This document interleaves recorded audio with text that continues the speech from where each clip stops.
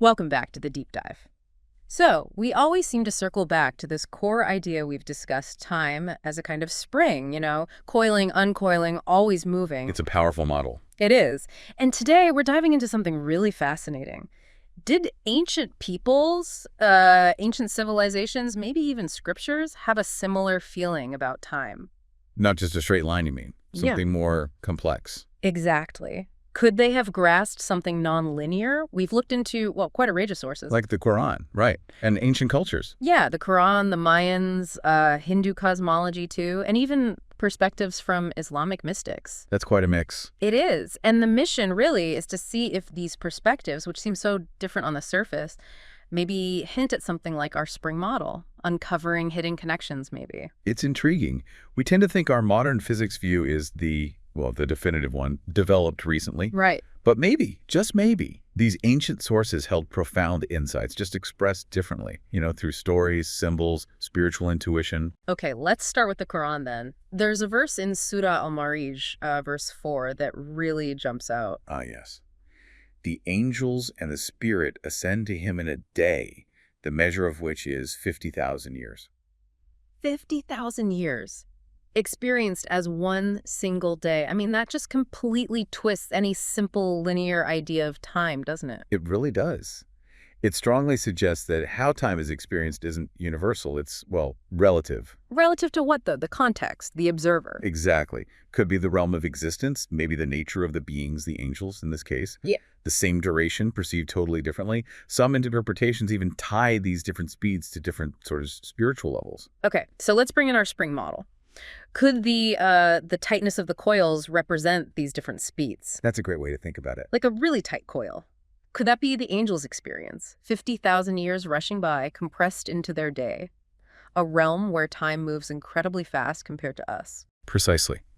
The tight coil becomes a metaphor for that compressed temporal reality. And then, conversely, a wider, looser coil. That would be a slower experience, more stretched out. Exactly. Where maybe our day feels like a much shorter time in that other context. It's almost like different frame rates, like watching a time lapse of a flower blooming, days compressed into seconds. Or the opposite, slowing down super fast motion like a hummingbird's wings so we can actually see the detail. Yeah, so maybe these different layers the verse hints at are like different temporal frame rates along the same underlying time spring. I think that's a really insightful analogy. The spring itself, the unfolding of events, keeps moving, but our subjective experience of it can change dramatically depending on where we are on it or our state of being. That makes sense. Now, sticking with the Quran, there's another really compelling story in Surah Al-Kahf, the people of the cave. The Ashab al-Kahf, yes. Can you just remind us of the basics? How does that story relate to time? Well, the essence is a group of young believers fleeing persecution hide in a cave. They fall asleep. Deep sleep. A very deep sleep. When they finally wake up, they think maybe a day has passed, perhaps part of a day. But outside? Outside, the world has moved on significantly.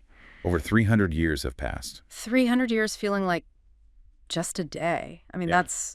wow. That's a huge difference in time passing. How could our spring model help us visualize that? Well, it immediately brings to mind something like time dilation, doesn't it?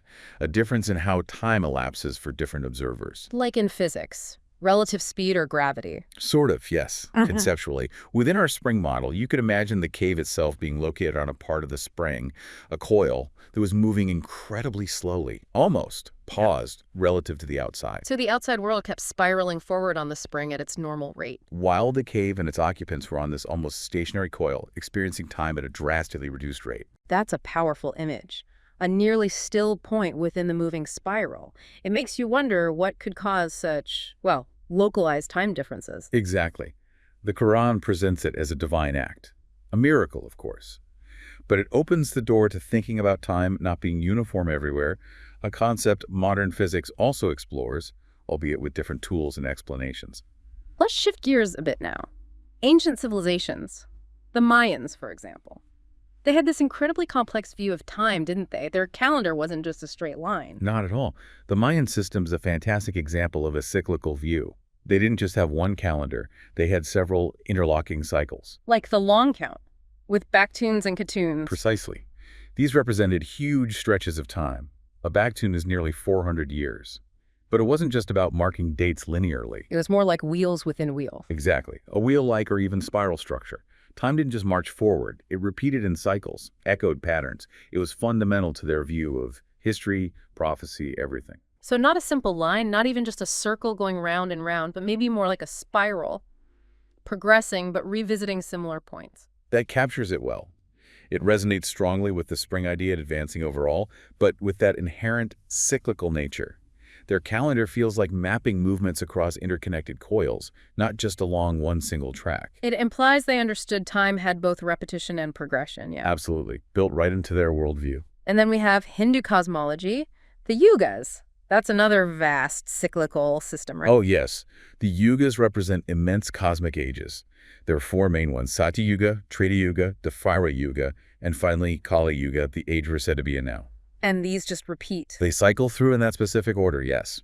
Each yuga has its own characteristics, its own duration, often vast time scales, and then the whole grand cycle begins again. It paints a picture of time as this huge, recurring cosmic rhythm. So, again, just like the Mayans in a way, this deep-seated idea of cycles, not a one-way street from beginning to end, but something that turns, ebbs, flows, spirals through ages. It's remarkable, isn't it? Two very different cultures, geographically distant, both arriving at these complex, cyclical, nonlinear views of time. It suggests maybe they were tapping into something fundamental about how reality operates. It really does. Okay, so we've touched on scripture and ancient civilizations. What about more spiritual or mystical perspectives? You mentioned Islamic mystics earlier, like Ibn Arabi. Yes, Ibn Arabi, a hugely important figure in Sufism. His ideas about time are fascinating. He spoke of time having layers. Layers. What did he mean by that?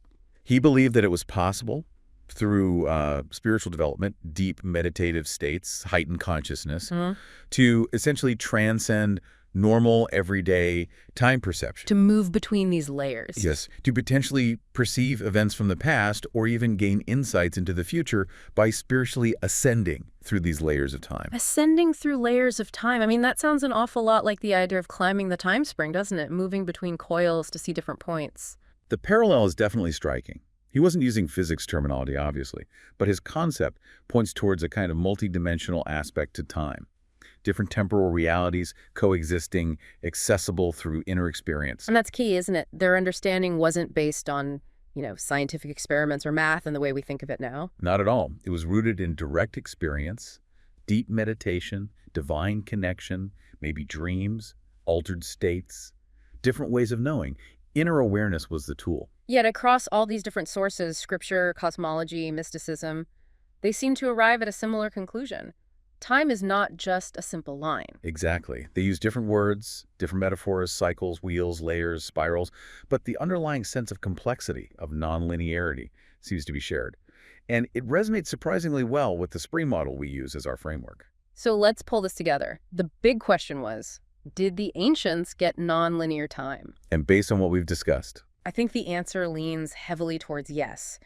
You look at the Quran talking about vastly different time scales, the people of the cave suggesting time dilation. the Mayan and Hindu cycles showing time as a recurring spiral, not a line. And spiritual teachers like Ibn Arabi talking about layers you can move through. It all points away from simple linearity. They might not have had the physics, but they perceived something complex about time's nature. They saw it as a cycle, a wheel, maybe a spiral. A spring. A spring. It seems they did grasp that, intuitively or experientially. Which is just incredible. And it sets up our next deep dive, perfectly our final one in this series, actually. Where we take this idea and run with it. Exactly. If time is a spring, could we build something? Could we devise, a mechanism, a machine to actually navigate those coils?